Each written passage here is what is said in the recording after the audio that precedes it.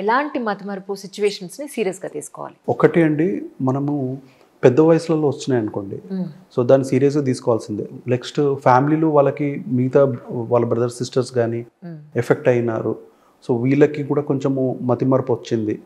Plus వాళ్ళు day to day activities కూడా చేసుకోలేకపోతున్నారు. దానివల్ల బట్టలు వేసుకోవడము కూడా ఇబ్బంది అవుతుంది. లేదు వాళ్ళు ఫేస్ వాషింగ్ కానీ. అవును, మింగడం మర్చిపోవడం ఏంటి సార్? నేను కొత్తగా మొన్న అడిగారు నన్ను, మా అమ్మగారు మింగడం మర్చిపోయారండి, కాఫీ సిప్ చేశారు, మింగడం ఎలాగో మర్చిపోయారండి అని అడిగితే, ఓ మై గాడ్, అది నేను అడగాలి డాక్టర్ని అనుకున్నాను. అది దాన్ని ఏమంటారు యాక్చువల్లీ? మింగడం మర్చిపోవడం కాదండి, వాళ్ళు బేసికల్గా నోట్లో పెట్టుకొని అట్లాగే ఉంటారు, ఓకే, జస్ట్ స్వాలో చేయరు. మేబీ కొంచెం టైం స్లో అయిపోతుంది అన్నట్టు బాడీ.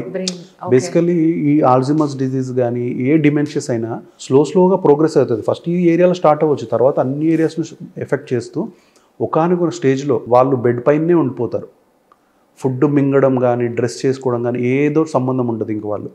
సో బ్రెయిన్ డీజనరేట్ అవుతున్నప్పుడు అంతా, సో ఇనీషియల్గా కొంచెం మెమరీతోనో లేకపోతే బిహేవియర్తో స్టార్ట్ అయినది, తర్వాత వాళ్ళు డే టు డే మొత్తం బాడీ మొత్తం డిపెండ్ అయిపోవడము. లాస్ట్కి మనం ఫుడ్ ఇచ్చినా వాళ్ళు అలాగే పెట్టుకుని ఉంటారు. అన్నము కర్రీ ఉందనుకోండి, ఉట్టి రైట్ రైస్ తినడము, కర్రీస్ కూడా కలుపుకోకపోవడం. అంటే వాళ్ళకి వాళ్ళ డే టు డే వాళ్ళు ఏమేమి చేయాలనుకుంటున్నారో బ్రెయిన్ నుంచి అంతా ఫేడ్ అవుట్ అయిపోతూ ఉంటుంది.